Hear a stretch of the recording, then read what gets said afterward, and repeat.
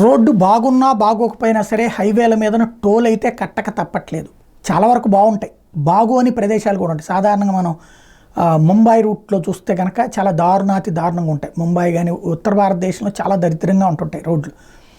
ఇప్పుడు గడ్కరీ కీలకమైన ఆదేశాలు ఇచ్చారు. రహదారి సరిగ్గా లేకపోతే వాహనదారుల నుంచి టోల్ రుసుము వసూలు చేయదని కేంద్ర రోడ్డు రవాణా హైవేల మంత్రి నితిన్ గడ్కరీ రహదారుల నిర్వహణ సంస్థ NHAIని ఆదేశించారు. శాటిలైట్ ఆధారిత టోల్ రుసుముల వసూలు మీద బుధవారం ఢిల్లీలో జరిగిన వర్క్షాప్లో ఆయన మాట్లాడారు.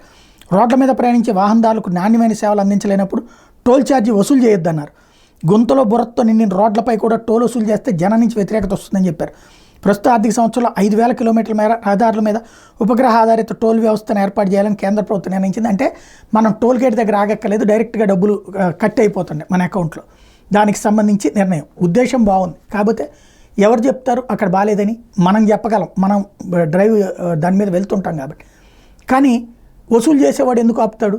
ప్రభుత్వమే నిర్దేశించాలి. ఇక్కడి నుంచి ఇక్కడ దాకా ఒక కమిటీ వేసి అక్కడెక్కడన్నా రోడ్డు బాగోపోతే దానికి ఇంత టైం ఇచ్చి వారం రోజుల్లోపు 10 రోజుల్లోపు అది చేయకపోతే ఆపేయాలి అన్నటువంటి కాన్సెప్ట్ పెట్టాలి. అది అట్లా పెట్టకపోతే ప్రజలైతే చిత్కరించుకుంటారు.